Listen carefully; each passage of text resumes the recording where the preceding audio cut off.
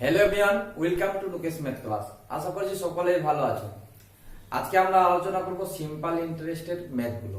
অবশ্যই এর আগে আমরা একটি পার্টে সিম্পল ইন্টারেস্টের অঙ্কগুলো যে প্রথম যেটা ধাপ অর্থাৎ বেসিক থেকে আমরা আলোচনা করেছিলাম। আজকে যেটা আমরা আলোচনা করব সেটা হচ্ছে তার দ্বিতীয় পার্ট। অবশ্যই প্রথম পার্টটা তোমরা দেখে নিও, তাহলে তোমাদের বুঝতে অনেকটাই সুবিধা হবে। তো চলো আজকে আমরা দ্বিতীয় পার্টটা আলোচনা করবি এবং সঙ্গে থেকে শুরু করছি আজকের ভিডিও। আজকে ফার্স্ট কোশ্চেন, সরল সুদের বার্ষিক হার 11% থেকে বেড়ে 17.5% হলে একজন ব্যক্তির বার্ষিক আয় 1071.20 টাকা বাড়ে। বিনিয়োগকৃত আসলের পরিমাণ কত? সিম্পল ইন্টারেস্টের অঙ্ক দুটো নিয়মে করা যায়। কিভাবে? একটা হচ্ছে মানে সূত্র দিয়ে, আর একটা হচ্ছে সূত্র ছাড়া। দুরকম ভাবে করা যায়। তা আমরা এখানে কোন রকম সূত্র ইউজ না করে আমরা ম্যাথগুলো সলভ করব, যাতে খুব কম সময়ের মধ্যে সেটা আমরা সলভ করতে পারি। এখানে চেয়েছি কি আসল কত এবং আগে যে সুদের হার ছিল আর এখন যে সুদের হার হয়েছে, মানে এখন সুদের হারটা কিন্তু বেড়ে গেছে। আগের যা ছিল এখন তার থেকে বেশি আছে। তো আমরা প্রথমে দেখব যে সুদের হারটা কতটা বেড়েছে। আমাদের যে বার্ষিক আয় বাড়ছে, এখন যেহেতু বার্ষিক আয় বাড়ছে, কত বাড়ছে? 1071.20 টাকা। তো এটা বাড়ছে কেন? একমাত্র সুদের হার বেড়েছে বলেই তো এটা বেড়েছে, তাই তো? আমাদের প্রথমে দেখতে হবে যে সুদের হারটা কত বেড়েছে। সুদের হার বাড়ে 1071.20 মাইনাস 11%, মানে এই দুটোই পার্সেন্ট, কিন্তু এই দুটোই পার্সেন্ট। এবার মাইনাস করলে কত হয়ে যাবে? এটা মাইনাস করলে হবে 6.12%। এটাকে মানে পূর্ণটা যদি আমরা ভেঙে নিই তাহলে কত হবে? 6×2=12 আর 13/2%। এটাই তো। এটা হচ্ছে সুদের হার বাড়ছে এতটা। তো এর সমানই হচ্ছে বার্ষিক আয় যেটা বেড়েছে সেটা আমরা সমান করতে পারি। তার মানে আমরা এটা লিখতে পারি 13/2 সমান 1071.20। বুঝতে পেরেছো? তাহলে আমরা ঐকিক নিয়ম যদি করি তাহলে ওয়ান দিয়ে করি, তো 1 দিয়ে করি এবং এইভাবে একটা দাগ টানি, দাগ টানলে এটা লিখি উপরে এবং উপরেরটা কি লিখি? যেটা এটা পুরোটা কিন্তু আমরা একটা সংখ্যা ধরি, ধরার পরে এটাকে নিচে লিখি, তাই তো? এতটা কিন্তু আমরা করব না। তো টাইমটাকে আমরা কি করতে হবে? টাইমটা আমাদেরকে অ্যাডজাস্ট করতে হবে। তার জন্য আমরা অতটা না করে আমরা কি করব? এখানে ডাইরেক্ট আমরা আসল বের করব। তার মানে 100 টাকায় কত টাকা হবে এবং এখানে আমরা লিখব 1071.20 এবং এই যেটা যে আছে ভগ্নাংশ অবস্থায় আছে, নিচে থাকে, গুণ যখনই দিই তখন কিন্তু এটা মানে উল্টে যায়, তাই তো? তার মানে উপরে 2 চলে যাবে, নিচে 13 চলে আসবে। বোঝা গেছে? এবার যেটা এখানের সংখ্যা থাকে সেটা কিন্তু সবসময় উপরেই লেখা থাকে। বুঝতে পেরেছো তো? এবার দেখো এখানে যেহেতু দশমিক আছে, দশমিকের জন্য আমরা দুটো শূন্য নিব। নেওয়ার পরে এই যে 0 0 কাটলাম এবং এই শূন্যটা কাটলাম। এবার 13 দিয়ে আমরা কি করব? এটা ডাইরেক্ট কেটে দিব। 8 তেরাং কত হবে? 104।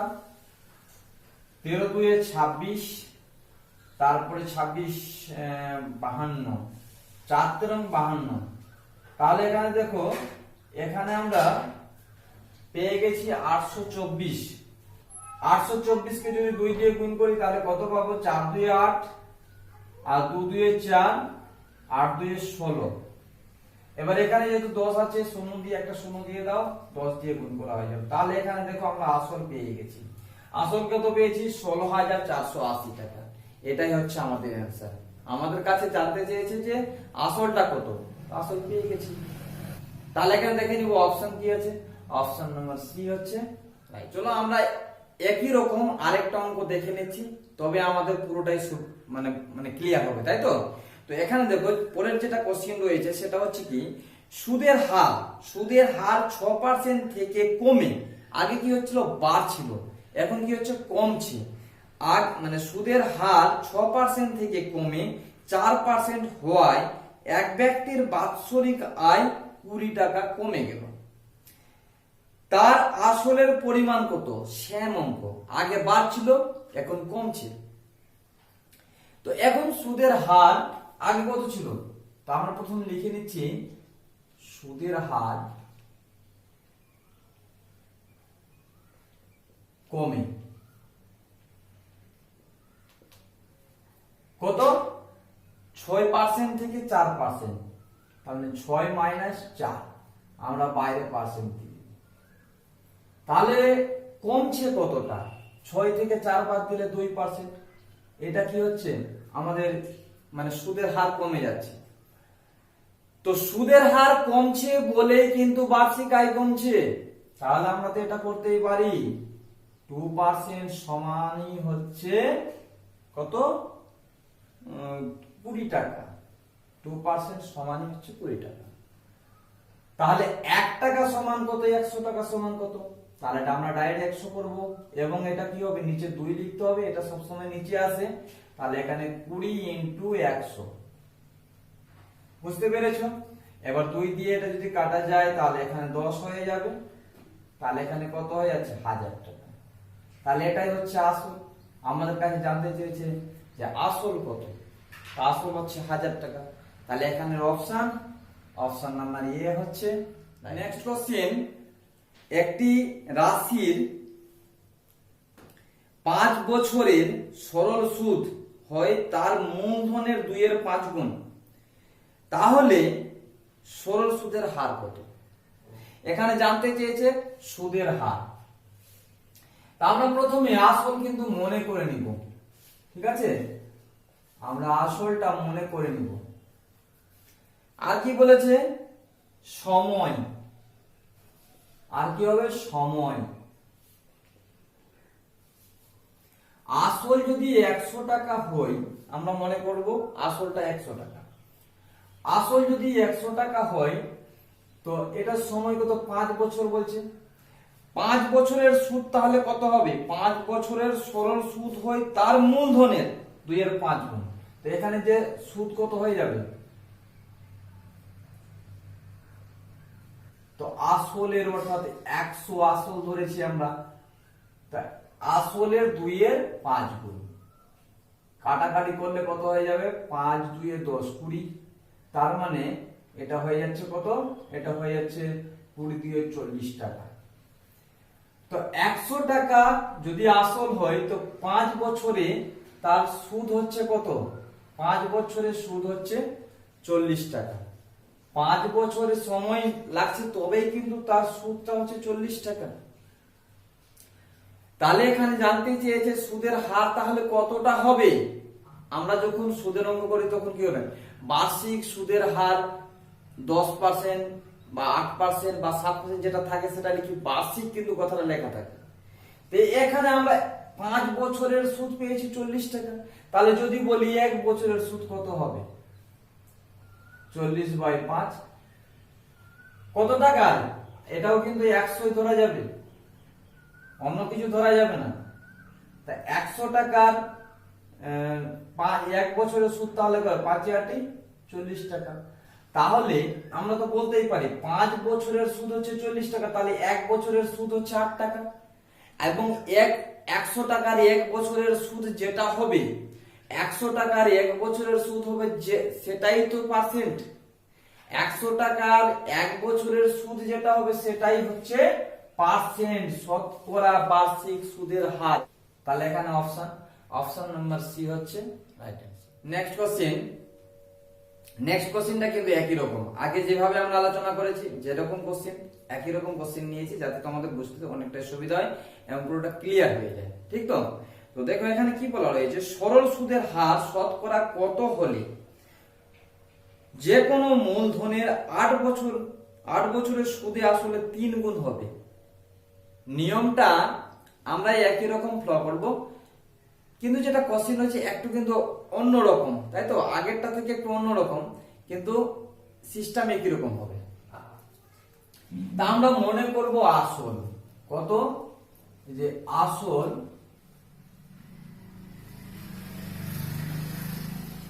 আসল তারপরে কি হবে সময়,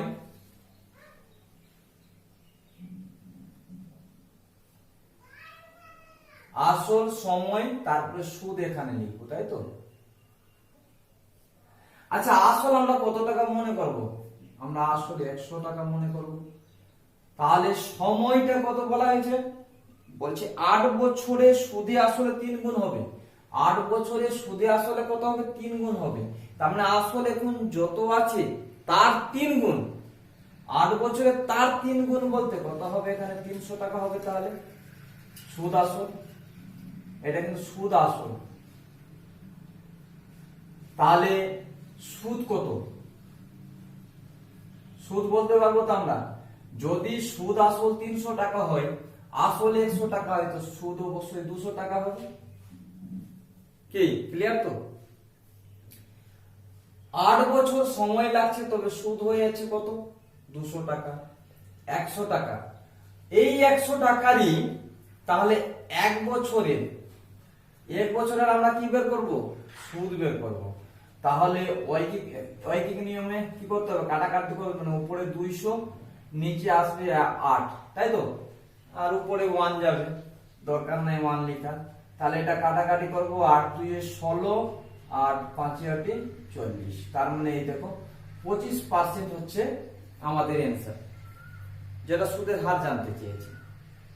তো এখানে অপশন নাম্বার বি হচ্ছে রাইট অ্যানসার।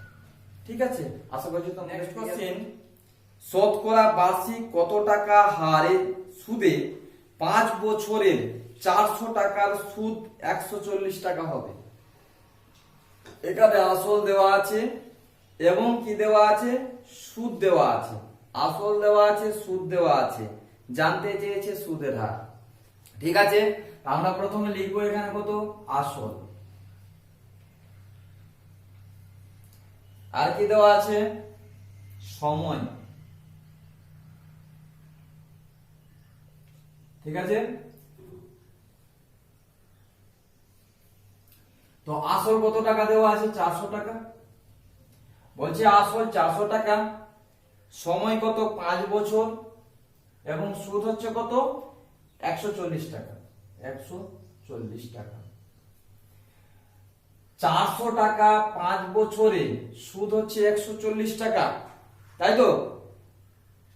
শতকরা বার্ষিক তাহলে সুদের হার কত, মানে শতকরা বার্ষিক কত টাকা হলে 5 বছরে 400 টাকার সুদ 140 টাকা হবে। তো এখানে কিন্তু 400 টাকা সুদ আছে, এটা কিন্তু যে 400 টাকার 5 বছরের সুদ হচ্ছে 140 টাকা। এখানে যদি বের করতে গেলে তো আমাদেরকে 100 আনতে হবে, তাহলে এখানে 100 লিখতে হবে, এখানে 100। 400 টাকার 5 বছরের সুদ হচ্ছে 140 টাকা, তাহলে 100 টাকার 1 বছরের সুদটা আমাদের বের করতে হবে। 400 টাকার 5 বছরের সুদ 140 টাকা, তাহলে 100 টাকার 1 বছরের সুদ কত টাকা হবে। সময় এবং কাজের অঙ্ক যখন করি তখন কিন্তু এইভাবে আমরা মানে সলভ করি, ঠিক একই রকম ভাবে আমরা এটাও সলভ করব। তো তোমাদেরকে ছোট্ট একটা ট্রিক্স বলে দিব, যাতে তোমরা খুব তাড়াতাড়ি করতে পারবে। তো এখানে দেখো আমি কিন্তু এইটাই ধরলাম, এটাতে আসছি না, এটা বাদ রাখছি। 5 বছর যদি সময় নেই তাহলে সুদ হচ্ছে 140 টাকা। তাহলে 1 বছরের কি বলেছি আমি, এটা ঐকিক নিয়মে করব, তার মানে 5টা নিচে আসবে, তার মানে এখানে উপরে তাহলে 140 হবে, এটাই তো। এবার থাকলো কত, এটা এই যে 400/100, 400/100, এটা শুধু তোমরা কি করবে, এখানে উল্টে দিবে, তার মানে উপরে লিখবে 100 আর নিচে লিখবে 400। ঠিক তো। আচ্ছা এটা কেন উল্টালাম, কেন, তার তো কিছু ব্যাপার হয়েছে। আচ্ছা এখানে দেখো, যখন আমরা সময় এবং কাজের অঙ্ক করি তখন কি করি বলতো, তাই তো 5 জন লোক একটি কাজের যে পরিমাণ সেটা এতটা করতে পারে। এবার যদি লোক সংখ্যা কমে যায় তাহলে কাজের পরিমাণটা কি হবে, কমবে না বাড়বে? অবশ্যই কমবে। তার মানে এখান থেকে কমছে, এটা কি সম্পর্ক, সরল সম্পর্ক। আর সরল সম্পর্ক হলেই কি হয়, এটা উপর নিচে হয়ে যায়, অর্থাৎ 100/400 হবে। তো আমরা যখন মানে সিম্পল ইন্টারেস্টেড ম্যাথ গুলো করব, এই ধরনের যদি কোনো অঙ্ক পেয়ে যায়, এটা সব সময় তোমরা কি করবে, উল্টে দিবে। মানে এখানে তো ভাবার দরকার নাই যে লব সংখ্যা যত হবে কাজের পরিমাণ অর্থাৎ দিন সংখ্যা দেওয়া আছে, লব সংখ্যা কমে গেলে দিনের পরিমাণ বাড়বে, ব্যস্ত সম্পর্ক তো হবে না, এটা সরল সম্পর্কই থাকবে। তার জন্য এটা কিন্তু সবসময় মানে উল্টে লিখবে, ঠিক তো? শূন্য শূন্য কাটছি, এখানে শূন্য এখানে শূন্য কাটছি, 5 2 10। তাহলে এখানে 4 রয়েছে, তো 2 2 4, 7 2 14। তাহলে এখানে দেখো সুদের হারটা কত পেলাম, 7%। এটাই হচ্ছে অ্যান্সার। তাহলে এখানে অপশন দেখে নেব, অপশন নাম্বার ডি হচ্ছে রাইট। নেক্সট কোশ্চেন, বার্ষিক 10% সুদের হারে কোন মূলধন কত বছরে সুদে আসলে দ্বিগুণ হবে? এখানে আমরা প্রথমে লিখবো আসল, তারপরে সুদ, সময়, তাই তো, আর সুদ আসল, সুদ প্লাস আসল। আচ্ছা আসলটা আমরা মনে করবো 100 টাকা, 100 টাকার 1 বছরের সুদ হবে 10 টাকা। 100 টাকার 1 বছরের বার্ষিক সুদের হার, তো বার্ষিক সুদের হার মানে 100 টাকার 1 বছরের সুদ 10 টাকা। যদি হয় 100 টাকার 1 বছরের সুদ হচ্ছে 10 টাকা, সময় এটা 1 বছর, তাহলে এটা সুদে আসলে কত হয়ে যাবে, 110 টাকা হবে অবশ্যই। এখানে প্রশ্নে বলা হয়েছে কত বছরে এটি দ্বিগুণ হবে, সুদে আসলে দ্বিগুণ হবে কত বছরে। তো এটা বলছে 100 টাকা আসল আছে, তো এটা দ্বিগুণ হয়ে যাবে, তার মানে এটা সুদ আসল মিলে কত হয়ে যাবে, 200 টাকা হয়ে যাবে। যদি দ্বিগুণ হয় তাহলে এখানে সুদ কত, সুদ অবশ্যই 100 টাকা, তাই তো, সুদ 100 টাকা, আসল 100 টাকা। তা আমরা কি দেখতে পাচ্ছি, এখানে 10 টাকা সুদ হতে সময় লাগছে 1 বছর। 10 টাকা সুদ হতে, 10 টাকা সুদ হতে সময় লাগছে কত বছর, 1 বছর, সরি আমাদের সময় জানতে চেয়েছে। তো 10 টাকা সুদ হতে সময় লাগছে 1 বছর। তাহলে এই 100 টাকা অর্থাৎ দ্বিগুণ হতে হবে, তো 100 টাকা তো আমার আসল আছে, তার মানে আর 100 টাকা করলে দ্বিগুণ হয়ে যাবে। 10 টাকা সুদ হতে সময় লাগছে 1 বছর, তাহলে এই 100 টাকা সুদ হতে কত সময় লাগবে, কি বুঝতে পেরেছো? তো তার মানে এটা নিচে হবে আর এটা কোথায় যাবে, উপরে যাবে। এখানে গুণ দিয়ে 1 লিখতে পারো, দরকার নাই 1 লেখা, আমি তোমাদের বোঝার সুবিধার জন্য লিখে দিলাম। তো এটা কত হয়ে যাবে, 0 0 কেটে দাও, তাহলে এখানে দেখো 10 বছর আমরা সময় পেয়ে গেলাম। অপশন নাম্বার ইয়ে হচ্ছে রাইট অ্যান্সার, বুঝতে পেরেছো? তো ভিডিও তোমাদের কেমন লেগেছে অবশ্যই তোমরা কমেন্ট করে জানাবে, এবং যদি ভালো লাগে তাহলে অবশ্যই তোমরা চ্যানেলকে সাবস্ক্রাইব করে লাইক এবং শেয়ার করবে। আর সবাই ভালো থেকো, দেখা হচ্ছে পরের ভিডিও।